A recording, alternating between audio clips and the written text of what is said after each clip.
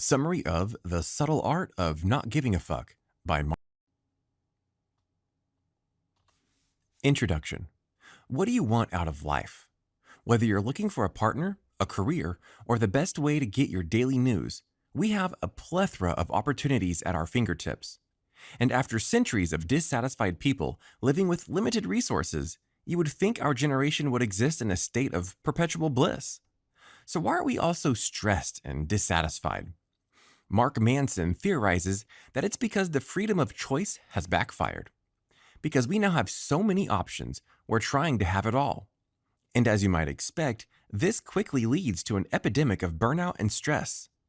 So, through the course of this summary, we're going to take a look at Manson's suggestions for improving our quality of life, starting with his number one tip: don't give a fuck. Or at least, not about things that don't matter. And by following his suggestions, we'll discover the very short list of things we should give a fuck about and learn some stress management strategies, including why we should stop comparing ourselves to Metallica, the secret to embracing self-criticism, and why we need to let it go. Chapter 1. Find the struggle that's right for you. Wouldn't it be great if everything was easy? Unfortunately, however, if you've lived longer than 2 seconds, you've probably noticed that pretty much everything, especially things that are worth trying for, involve at least a little bit of struggle. But instead of being discouraged by the daily grind, Manson suggests redirecting your stress into pursuing the struggle that works for you. One of the most helpful ways to do this is to begin by defining what you really want out of life. Or, put simply, what ultimate achievement would you want to be reflected on your tombstone? And if you really stop to give it some thought, you'll notice that that's not such an easy question to answer. It gets even harder when you attempt to fill in the blank with vague things like happiness, a loving family, or a meaningful career. Because each of those options sounds nice, but none of them come with a concrete solution for achieving them, and they don't incentivize you to push yourself until you find success. That's why it's vital to identify a concrete goal from the get-go and understand that even your ideal future will bring you some struggles along the way. For example, let's say you want to be a CEO. That sounds great, right? CEOs are successful and they make a lot of money. But they also regularly put in 60-hour work weeks and are called upon to make unpopular decisions. And if you aren't absolutely fired up about being a CEO, it's easy to buckle under that strain. So as you seek to identify your ultimate goal, it's crucial that you ask yourself whether you want something badly enough to endure the future struggles. Asking yourself what you truly enjoy is one of the best ways to work that out. Because working on something that makes you happy, that truly embodies the old cliche, do what you love and you'll never work a day in your life, is the only thing that can fortify you against the stress and strain of your daily grind. In fact, the more passionate you are about your goal, the more you might actually grow to love the struggle. For example, just take a look at the author's story. Manson discovered that he really loved writing about dating, so he decided he'd start a dating advice blog. And even though it was a challenge at first, he enjoyed this struggle because he was genuinely passionate about what he was doing. And eventually, his struggle was rewarded because his blog gained hundreds of thousands of subscribers and soon garnered more than enough money for Manson to make the blog his full-time job. These examples just go to show that there is no point looking for an easy life. Instead, your best option is to find a goal that makes you want to fight for it. But saying no to the wrong struggles is every bit as important as saying yes to the right ones. So remember to be ruthless in chasing the things that you want and cutting out the toxic influencers which steal your joy. Chapter 2. Suffering can lead to happiness. If you're looking for good examples of success being achieved through struggle, you don't have to look much further than the art world. Because we often imagine artists as tenacious and underappreciated, willing to fight for her talent to be recognized. You might be gratified to learn that the stereotype is frequently more accurate than we'd imagine. For example, just take the story of guitarist Dave Mustaine, who, in 1983, was kicked out of the band he'd formed with his friends, Metallica, right as they were about to get their big break. Fuming, Dave decided that the best way to get revenge would be to perfect his own skills and show them what a mistake they'd made. So, for 2 years, he threw himself into improving his performance and finding talented musicians who could help him form an even better band. The results of his passion, a little band called Megadeth, later went on to sell some more than 25 million records. Yet, despite the success of his own venture, Dave couldn't let go of the sense of inadequacy he associated with Metallica. And because Metallica became one of the world's most successful bands, Dave felt even more like a failure when he measured his success against theirs. And even though Dave clearly wasn't a failure, his struggle highlights one of the most common human pitfalls: our temptation to measure our success against that of others. This often occurs because we set unhealthy or unobtainable benchmarks for ourselves, which means that we'll always be doomed to disappoint. But how do we find healthier standards for measuring our achievements? One way is to learn from Pete Best's example. Like Dave Mustaine, Pete was also kicked out of a band that was deeply important to him, and this band was also destined for success. Pete's experience also held more potential for disappointment because his former band happened to be none other than the Beatles. No big deal, of course, only the biggest band of all time. Watching their success was perhaps even harder for Pete than it was for Dave, and understandably, Pete became very depressed for a while. But after a while, he sort of snapped out of it when he realized that music, rather than fame or success, was his biggest priority in life. And if he wanted to truly enjoy his passion, then he had to stop letting success define his life. Even though he went on to play with less successful bands, realigning his priorities led to Pete becoming a happier, healthier, and more well-adjusted person. So the moral of the story is that whatever your Metallica is, stop comparing your success to theirs. Chapter 3. Stop focusing on shitty values. Now that we've looked at some examples of what not to do, let's take a look at some extra examples of shitty values and how to avoid them. Because unfortunately, comparing yourself to others is only one of many pitfalls that can entrap you and destroy your potential happiness. One of those traps is pleasure. You might think that, by definition, this would be the biggest source of happiness around. Have you ever heard of too much of a good thing? This occurs when people prioritize pleasure over everything else in their lives, and it often happens when we're seeking an escape. And as a result of our unhealthy relationships with pleasure, we can form toxic and destructive habits like drug addictions, gluttony, or cheating on our partners. To add insult to injury, instead of increasing your happiness, statistics show that people who list pleasure as the highest priority in their lives are most likely to become anxious, depressed, or fall victim to substance abuse. Another shitty value is using material success as a benchmark for our lives. Whether you feel the need to flash a fancier car than your neighbors or constantly show off your style on Instagram, we've all fallen prey to this line of thinking at one time or another. But just like the pursuit of pleasure, this doesn't make us happy, and it definitely won't help us grow or mature. In fact, studies actually show that once we reach a certain point of financial security, basically a point where all our needs are met and we're comfortable, wealth really doesn't increase our happiness. And the pursuit of material goods can even have a negative effect if we start prioritizing it ahead of our family, friends, or the development of our moral character. So, now that we've taken a look at some more shitty values, let's talk about how to avoid them and replace them with the right values. For starters, it might be helpful to learn that our tendency to gravitate towards shitty values usually comes from a lack of having solid, worthwhile values in place. Put simply, if we don't have some good core beliefs to live by, we're going to drift toward whatever makes us feel good, even if it's not truly good for us in the long run. So a good way to identify and formulate worthwhile values is to consider these three standards. Are they based in reality, helpful to society, immediate and controllable? For example, think of honesty. Honesty is a great value because it meets all three standards described above. You can control it by determining if you're going to be honest or not, and obviously you should choose to do so. And it's based in reality.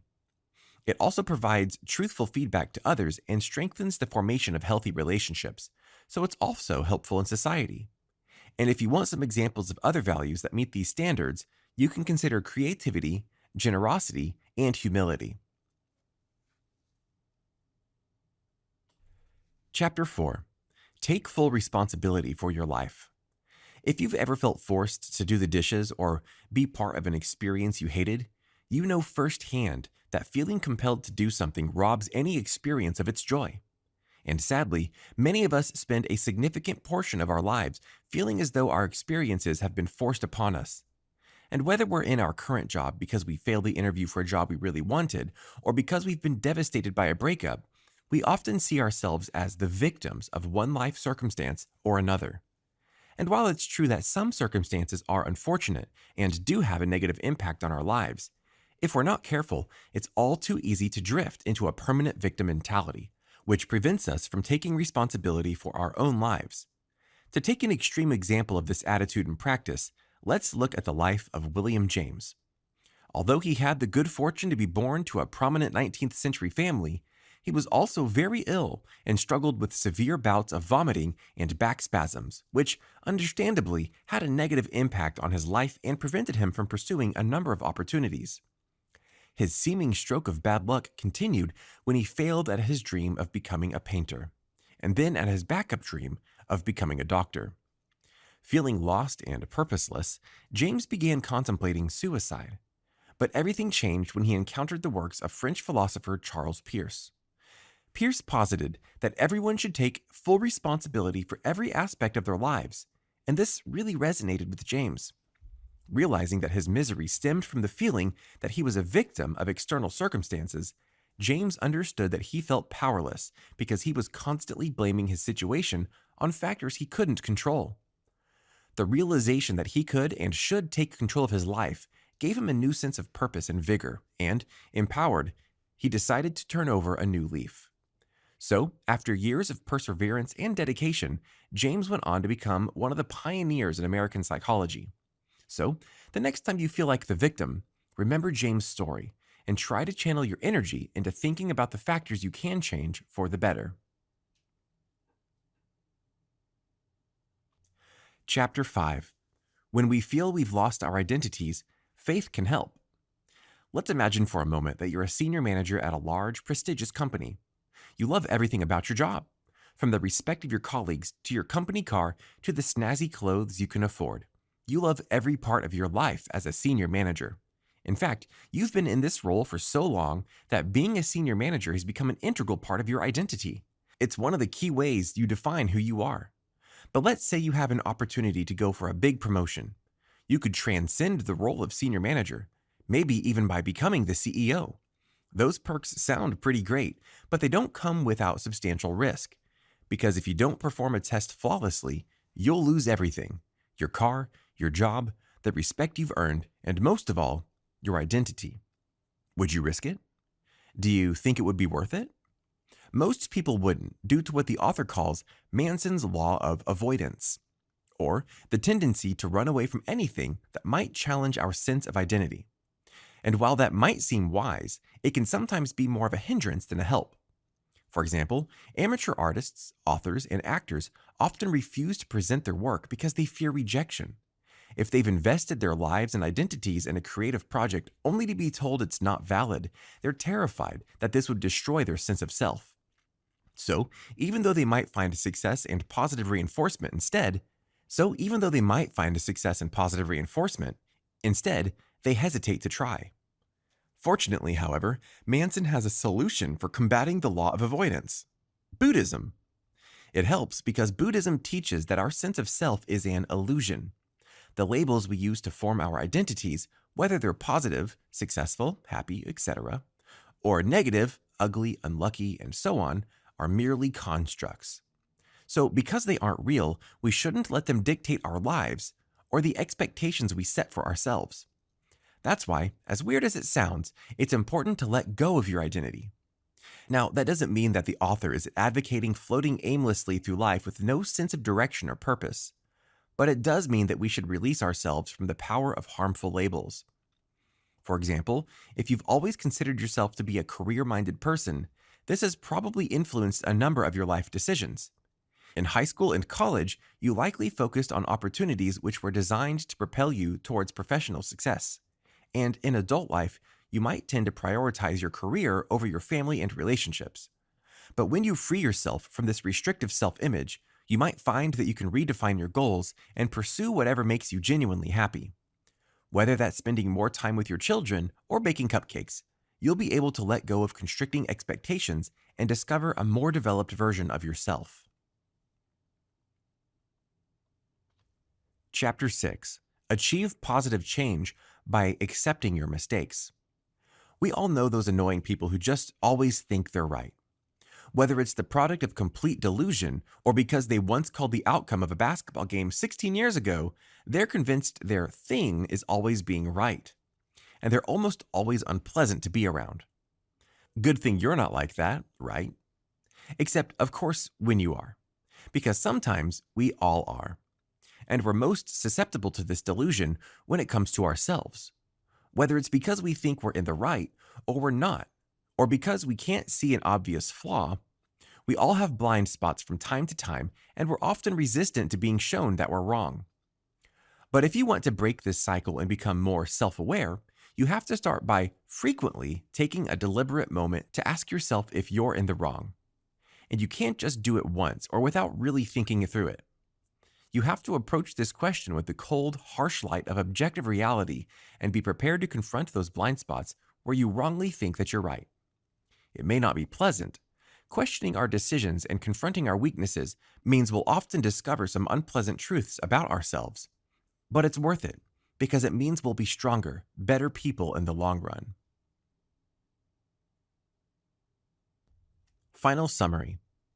In an age of opportunity, you'd think we would feel as though we're living in utopia. But unfortunately, our access to innumerable options means that we often have just enough rope to hang ourselves. We misuse our opportunities by stretching ourselves too thin in an effort to have it all. And because this leads to stress and unhappiness, Manson argues that we need to learn to stop giving a fuck about 99% of the things which make us unhappy. So start by choosing a life goal that's worth struggling for. Learn to stop having shitty values and cultivating better ones, and develop a more constructive approach to life by losing your identity and embracing the freedom that comes with cultivating your sense of self-awareness. You can also find health and hope by pursuing faith and a set of values that are realistic, controllable, and beneficial to society. Did you like this audiobook summary? Click the like button now to support our channel and click subscribe if you want to get notified each time we post a new free audiobook summary on YouTube. You can also download our free app and enjoy thousands of other free book and audiobook summaries. Go to quickread.com/app and download our free app today.